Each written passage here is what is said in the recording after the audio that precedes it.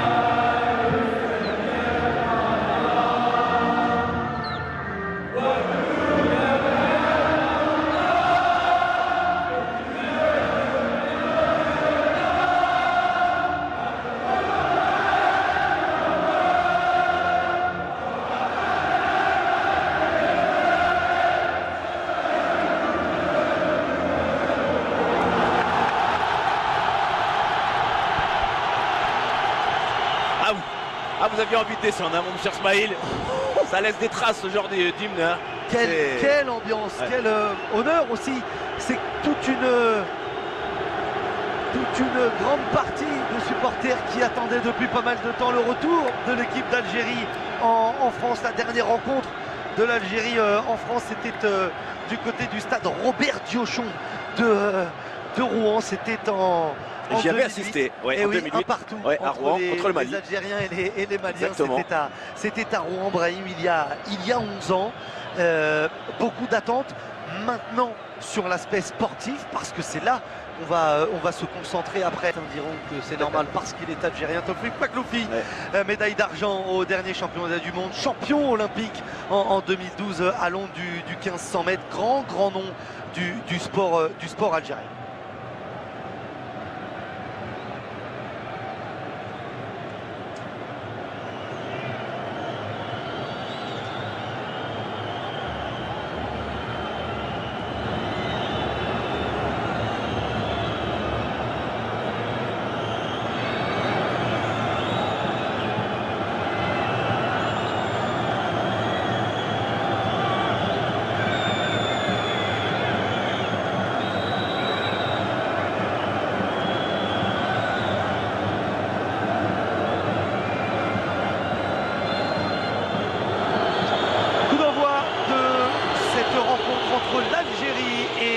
Colombie, match amical sur le papier, match de prestige, match pour l'honneur aussi. Les Algériens ne représentent plus qu'eux-mêmes, ils représentent un continent, le continent africain, puisque les hommes de Djamel Belmadi sont depuis le 19 juillet dernier champions d'Afrique. Ils affrontent un nom, une référence du football sud-américain.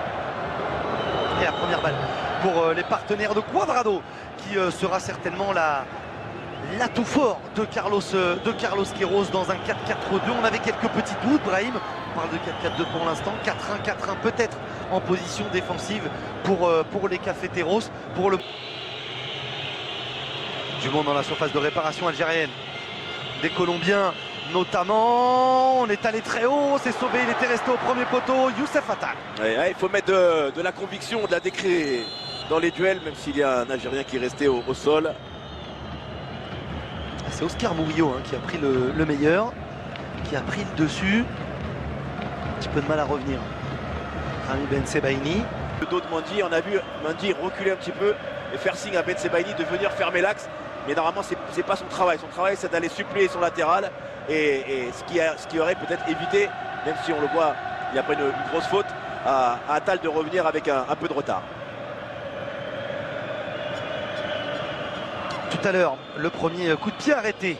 C'était un corner pour les Colombiens. Ballon sauvé sur la ligne par Youssef Attal. Riyad Mahrez dans le mur. Luis Muriel au coup franc. Un petit peu moins d'un quart d'heure de jeu. Les sifflets du stade Pierre-Mauroy des supporters algériens présents ici à Lille. Du monde encore dans la surface de réparation. Trajectoire entrante pour Luis Muriel. C'est frappé au point de pénalty directement sur la tête de Bagdad Bounedjah. Ouais, c'est pas très bien frappé. Ouais, je crois que c'est le genou. Ouais. Je crois que c'est le... Oui. Ouais, le genou de Jefferson Lerma.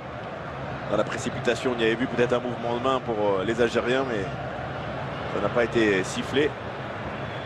Et à l'instar, on avait vu un système défensif assez léger de la part des Algériens qui étaient restés en 1 contre 1 Guedjura avec... la mauvaise relance. Et le ballon pour Bounedjah.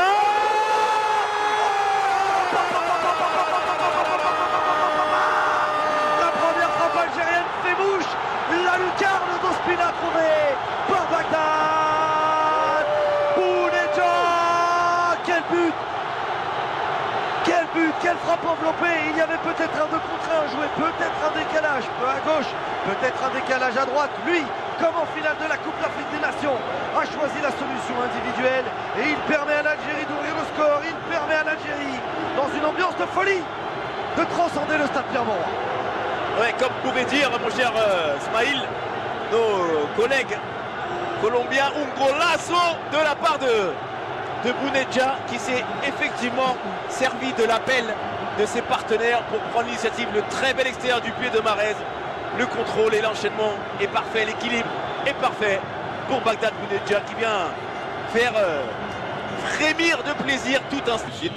Et Djamel Belmadi, lui qui connaît un petit peu ce poste aussi, a besoin de laisser de la confiance à son buteur dans le geste et de l'échec. Pas de faute. Morelos et Monsieur Buquet qui revient. Brahim, ce but arrive à la fin du premier quart d'heure, un premier quart d'heure compliqué. Il faut le rappeler quand même, malgré tout, pour les Algériens en toute objectivité, les Colombiens avaient mieux commencé le match sans se montrer particulièrement dangereux dans le jeu. Ouais, exactement. Je pense que aussi l'idée de Bounedjah, c'est comme des Algériens, c'est d'essayer de prendre l'initiative, des initiatives dans un match où l'entame de match n'était pas la meilleure. Mais là, ils sont bel et bien rentrés dans le match, les hommes de Djamel Belmadi, avec notamment Belaïli, même s'il va gagner ce corner, on les sent, ça y est, bien rentré dans le match après ce premier but. Qui a libéré tout le monde. Ouais. Le corner obtenu par Belaïli. Duel face à Sanchez, c'est un beau duel avec le défenseur central colombien.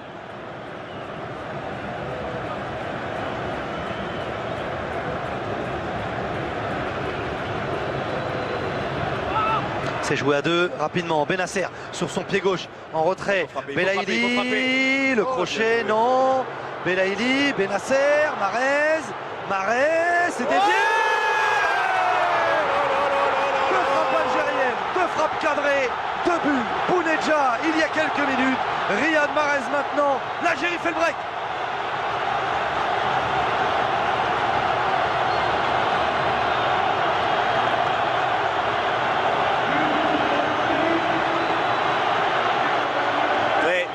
Les frappes, ces frappes si importantes Mais au départ, hein, cette très très belle combinaison entre Bennacer et Belaïli, même si dans un deuxième temps, Belaïli a loupé le ballon de manière involontaire, mais qui était derrière Riyad Mahrez, qui lui aussi est dans un moment de forme pour aller prendre cette initiative de la frappe qui est récompensée par ce but. Avec ce deuxième but en moins de 20 minutes, ballon contré évidemment, on revoit le ballon. Ce petit ballon, la frappe loupée, Cuadrado qui tourne le dos. C'est Sanchez. Ouais, il me semble que c'est Sanchez qui dévie ce ballon. Ospina avait anticipé sur son côté.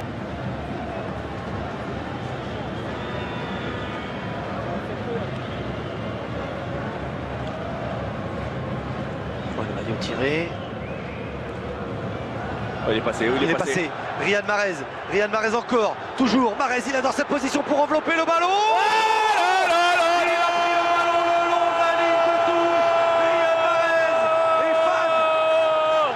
De cette situation, de cette course, et le public algérien est fan de Riyad Mahrez. De son pied gauche, il est venu offrir un délicieux ballon enveloppé pour trouver le petit filet de David Ospina. Le doublé pour Mahrez, l'Algérie mène 3-0, One Two Three. Il laisse continuer. Vive l'Algérie, parce que sur ce but, encore une fois, de la part de Riyad Mahrez, qui vient de réveiller à moitié tout un stade dans cette deuxième période, qui est parti dans son exercice préférentiel sur le côté où il s'est joué de 4-5 Colombiens. Cette course latérale, on le sait, il n'a pas besoin, il a pris l'information au départ.